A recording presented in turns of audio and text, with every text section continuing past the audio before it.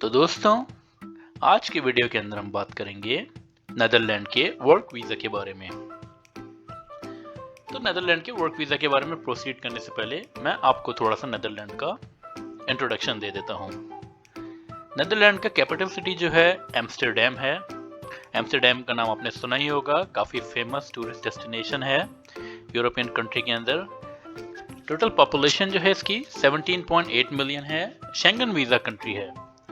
Netherland जो है famous है अपनी विंड मिल्स, चीज market, innovative water management system, और उसके अलावा नेदरलैंड जो है सेकंड लार्जेस्ट एक्सपोर्टर है फूड एंड एग्रीकल्चरल प्रोडक्ट का। उसके अलावा एम्स्टर्डम जो है bicycle capital of the world भी इसको कहा जाता है, क्योंकि उधर मिलियंस ऑफ बाइसाइकिल हैं। नेदरलैंड जो है बॉर्डर शेयर करता है जर्मनी और बेल्जियम के साथ। It also share maritime border with France and UK। तो दोस्तों, आज की वीडियो के अंदर हम बात करेंगे कौन कौन से वर्क वीज़ा जो है ऑफर्ड किए जाते हैं नेदरलैंड गवर्नमेंट की तरफ से, उसकी रिक्वायरमेंट और एलिजिबिलिटी क्राइटेरिया क्या है, उसके बेनिफिट क्या हैं वर्क वीज़ा के, एवरेज सैलरीज और वेजेस क्या हैं नेदरलैंड के अंदर, टैक्स एंड लिविंग कॉस्ट कितनी है, कौन अप्लाई कर सकता है वर्क वीज़े के लिए, क्या आप अपनी फैमिली को स्पॉन्सर कर सकते हैं नेदरलैंड के वर्क वीज़े के ऊपर, वीज़ा वैलिडिटी और एक्सटेंशन के बारे में बात करेंगे, और किस तरह से आप जो है जॉब ढूंढ सकते हैं नेदरलैंड के अंदर, और किस तरह से जो है आप वीज़ा स्पॉन्सर ढूंढ सकते हैं। उसके अलावा वीज़ा किस तरह से अप्लाई करना है, उसके एप्लीकेशन का प्रोसेसिंग टाइम कितना है। तो चलें शुरू करते हैं। सबसे पहले वीज़े के बारे में थोड़ी सी बात कर लेते हैं। वीज़े का प्रोसेसिंग टाइम जो है, अगर आपका डच एम्प्लॉयर जो है वो अप्रूव है आईएनडी की तरफ से, आईएनडी जो है इनका इमिग्रेशन एंड नेचुरलाइजेशन सर्विस का ऑफिस है, अगर आपका एम्प्लॉयर उधर अप्रूव्ड है तो आपका वीज़ा प्रोसेसिंग टाइम जो है वो 2 वीक्स का है। विद इन 2 वीक जो है आपका वीज़ा प्रोसेस हो सकता है, वर्क वीज़ा। तो चलें सैलरीज के बारे में बात कर लेते हैं थोड़ी सी। एवरेज सैलरी जो है मंथली नेदरलैंड के अंदर वो है 3100 यूरो। उसके अलावा एवरेज एनुअल सैलरी जो है वो 37,000 यूरो है। मिनिमम मंथली सैलरी और जो वेज है वो है 1800 यूरो, और वीकली बेसिस पे उधर पे किया जाता है। अगर आपकी 1800 यूरो वेज है तो आपका पर वीक जो आपकी पे होगी वो 450 यूरो होगी। तो चलें थोड़ी सी टैक्सेशन के बारे में भी बात कर लेते हैं। टैक्स और लिविंग कॉस्ट कितनी है नेदरलैंड के अंदर। टैक्स जो है उधर फिक्स है 26% का, आपका जो ग्रॉस इनकम है उसके ऊपर। उसके अलावा गवर्नमेंट जो आपको इतना टैक्स लेती है तो उसके अगेंस्ट जो है आपका एजुकेशन जो है उधर मोस्टली वो फ्री है। हेल्थ केयर जो है वो फ्री नहीं है, उसके लिए जो है आपको अपना इंश्योरेंस बाय करना पड़ेगा। इंश्योरेंस जो है उसका एवरेज कॉस्ट जो है 150 यूरो पर मंथ है, 1800 यूरो जो है पर ईयर बनता है। उसके अलावा लिविंग कॉस्ट जो है, लिविंग कॉस्ट थोड़ा सा हाई है, क्योंकि नेदरलैंड है, यूरोपियन कंट्री है, तो लिविंग कॉस्ट थोड़ा सा उधर हाई है। लिविंग कॉस्ट जो है वो 800 टू 900 यूरो है, आपको कॉस्ट कर सकता है। अगर आप हाईली स्किल्ड वर्कर प्रोग्राम में काम कर रहे हैं तो आपका सैलरी भी अच्छा होगा, 3200 यूरो, 3400 यूरो, तो उसके अंदर ये इतना प्रॉब्लम नहीं होना चाहिए। उसके अलावा स्किल्ड वर्कर प्रोग्राम के अंदर जो माइग्रेंट्स होते हैं उनको जो है, कई को जो है फूड दिया जाता है कंपनी की तरफ से। अगर फूड नहीं दिया जाता तो उसके अलावा जो है उनको अकोमोडेशन कंपनी की तरफ से प्रोवाइड किया जाता है, कोई भी एक चीज़ जो है प्रोवाइड की जाती है। तो उसके अलावा ये जो आपका 800 टू 900 यूरो आपका कॉस्ट है, उसके अंदर जो है आपका फूड आ जाता है, आपका ट्रांसपोर्टेशन है, आपका एवरेज कॉस्ट जो है रूम का उधर वो 400 यूरो से 600 यूरो है, जो एवरेज स्टूडियो रूम होता है उसका कॉस्ट है। तो अगर वो आप शेयर कर रहे हैं तो आप आइडिया कर सकते हैं कि 100 यूरो पर हेड आ जाएगा, अगर 4 बंदे उधर रह रहे हैं तो। उसके अलावा वर्क और रेजिडेंस परमिट का ड्यूरेशन जो है वो कितना है इधर। आपका वर्क और रेजिडेंस परमिट का ड्यूरेशन जो है वो करस्पॉन्ड करेगा आपके एम्प्लॉयमेंट कॉन्ट्रैक्ट के साथ। अगर आपका 2 साल का एम्प्लॉयमेंट कॉन्ट्रैक्ट है तो आपको जो है 2 साल का रेजिडेंस परमिट जो है इशू किया जाएगा। उसके अलावा हाईली स्किल्ड वर्कर जो हैं उनको जो वर्क परमिट इशू किया जाता है वो मैक्सिमम जो है 5 ईयर तक का इशू किया जाता है। EU ब्लू कार्ड होल्डर जो हैं उनका जो वर्क परमिट इशू किया जाता है वो मैक्सिमम ड्यूरेशन जो है उसका 4 ईयर है। काइंडली नोट दैट कि both of the work permit जो मैंने अभी आपको बताया है जिनके बारे में, हाईली स्किल्ड वर्कर और EU ब्लू कार्ड होल्डर, ये दोनों एक्सटेंडेबल भी हैं। आप इसको एक्सटेंड भी करवा सकते हैं, आपका एम्प्लॉयर जो है वो रिक्वेस्ट कर सकता है एक्सटेंशन की। तो उसके अलावा चलें बात कर लेते हैं कि क्या आप अपनी फैमिली को स्पॉन्सर कर सकते हैं अपने वर्क परमिट के ऊपर। तो उसका जवाब ये है कि जी हाँ, आप अपनी फैमिली को जो है स्पॉन्सर कर सकते हैं अगर आपका लॉन्ग टर्म वर्क वीज़ा है, जैसे कि 2 साल से 5 साल का, तो आप अपनी फैमिली को स्पॉन्सर कर सकते हैं।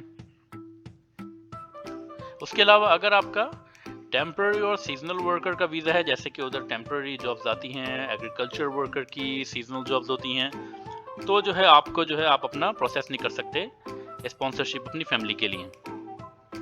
काइंडली नो दैट कि आपका फैमिली मेंबर जो भी हैं, आपका स्पॉज है या आपका जो भी रिलेटिव्स हैं, अगर आपने उनको स्पॉन्सर किया हुआ है तो वो भी जो है उधर वर्क वीज़ा लेके काम कर सकते हैं।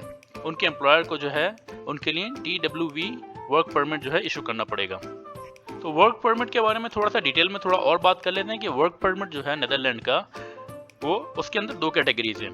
एक तो है कि किसको जो है वर्क परमिट चाहिए और किसको जो है वर्क परमिट नहीं चाहिए। तो वर्क परमिट किसको नहीं चाहिए, पहली कैटेगरी जो है वो ये है कि अगर आप EU नेशनल कंट्री में आते हैं या आप EU रेजिडेंट हैं, उधर यूरोपियन नेशनल टेरिटरी के अंदर आपका कंट्री आता है, या उसके अलावा EEA कंट्री है, यूरोपियन इकोनॉमिक एरिया के अंदर आपका कंट्री आता है, तो आपको वर्क परमिट की ज़रूरत नहीं है, आप उधर काम कर सकते हैं। उसके अलावा अगर आप कोई दूसरा यूरोपियन टेरिटरी से बाहर के हैं, फॉरेन नेशनल हैं, तो आपको जो है अपना वर्क परमिट प्रोसेस करना पड़ेगा। तो डॉक्यूमेंटेशन के बारे में थोड़ी सी बात कर लेते हैं कि कौन कौन सी डॉक्यूमेंटेशन जो है वो रिक्वायर्ड है वीज़ा एप्लीकेशन के लिए। पहली चीज़ जो आपको रिक्वायर्ड है वो ये है कि आपके पास आपका वैलिड पासपोर्ट होना चाहिए, और आपका पासपोर्ट जो है वो आपका वैलिड होना चाहिए एंटायर स्टे के लिए। अगर आपका 2 साल का वर्क परमिट है तो आपका पासपोर्ट भी जो है 2 साल के लगभग या उससे थोड़ा ऊपर जो है उसकी वैलिडिटी होनी चाहिए। उसके अलावा आपका जो है सेकंड जो है वो है आपका पुलिस क्लियरेंस सर्टिफिकेट या नो क्रिमिनल रिकॉर्ड सर्टिफिकेट, वो आपका चाहिए होगा। और थर्ड जो है वो आपके अटेस्टेड डॉक्यूमेंटेशन जो है, आपके एजुकेशनल सर्टिफिकेट वगैरह, ये सारी चीज़ें वो चाहिए होंगी।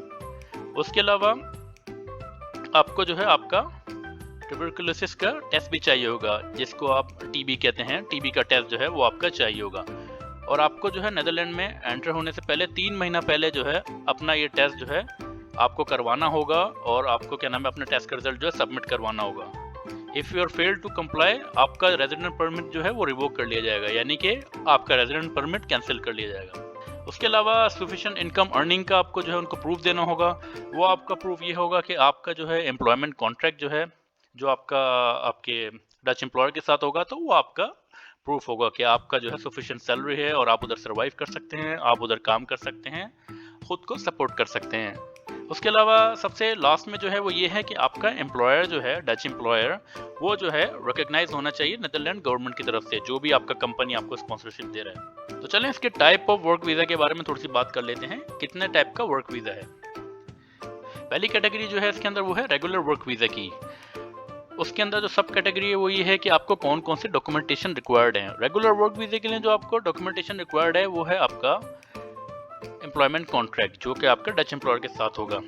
उसके अलावा सेकंड जो है you must earn a minimum wage. Minimum wage मैं आपको ऑलरेडी बता चुका हूँ, 1800 यूरो पर मंथ है, उतना आपका होना चाहिए मंथली सैलरी।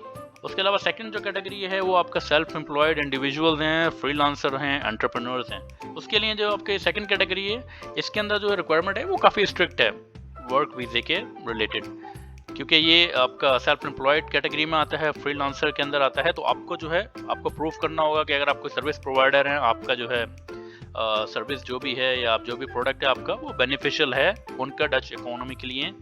और उसके अलावा जो है आपको रेलिवेंट डॉक्यूमेंटेशन वगैरह सारी सबमिट करवानी होंगी, और जो है आपको अपना बिजनेस प्लान पूरा सबमिट करवाना होगा, अपना प्रोडक्ट का जो भी आपका ब्रेक डाउन होता है कि आपका प्रोडक्ट किस तरह से जो है उनके लिए बेनिफिशियल होगा, और इस तरह की सारी चीज़ें।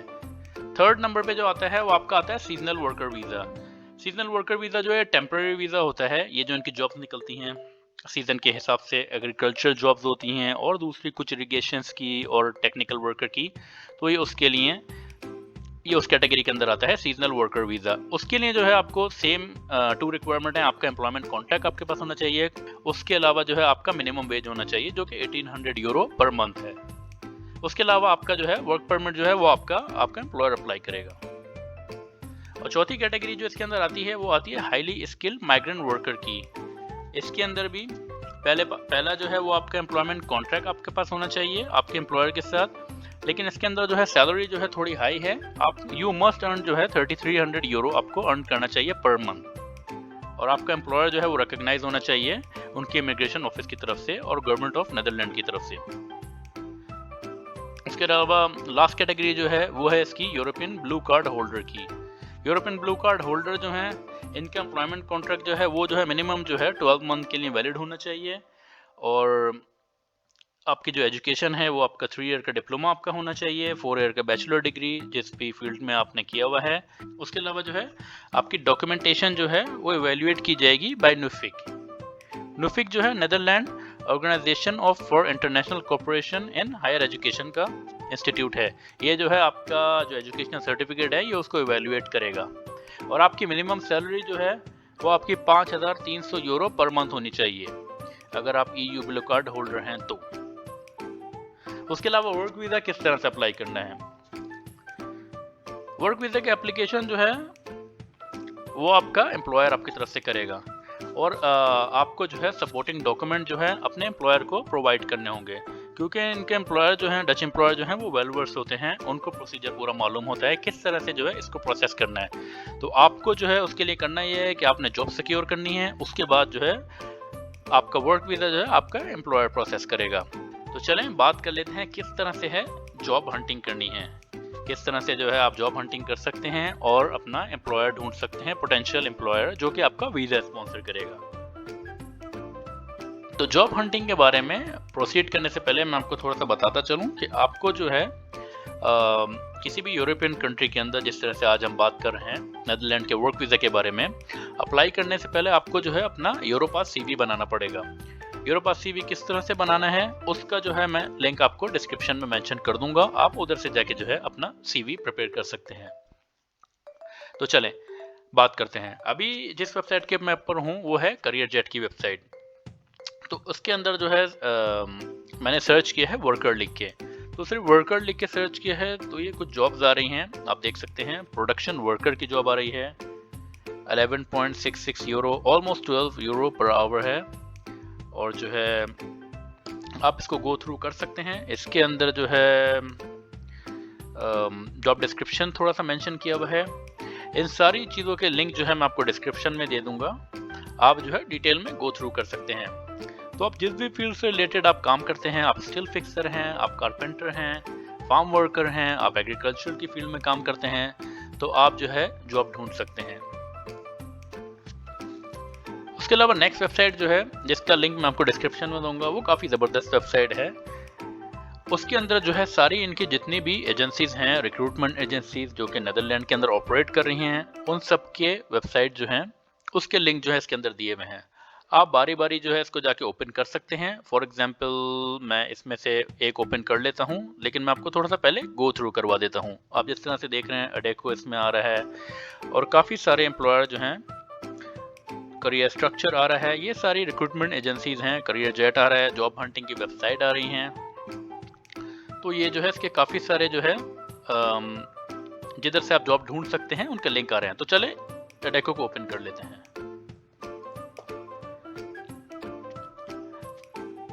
जब आप इनके वेबसाइट को ओपन करेंगे तो ये आपको रीरूट कर देगा इनकी वेबसाइट के ऊपर। आप अपना कंट्री जो है सेलेक्ट करें। जिस तरह से आप देख सकते हैं इसके अंदर कंट्रीज आ रहे हैं कि आप किधर से जो आपको किधर जो है जॉब ढूंढनी है। आपको अमेरिकन रीजन के अंदर जॉब ढूंढनी है, यूरोप के अंदर ढूंढनी है, मिडिल ईस्ट में ढूंढनी है। तो हम यूरोपियन कंट्रीज के ऊपर क्लिक करते हैं और उसके बाद जो है नेदरलैंड के ऊपर क्लिक करते हैं। तो अभी मैंने नेदरलैंड के ऊपर क्लिक किया तो ये मुझे इधर लेके आ गया रीरूट करके।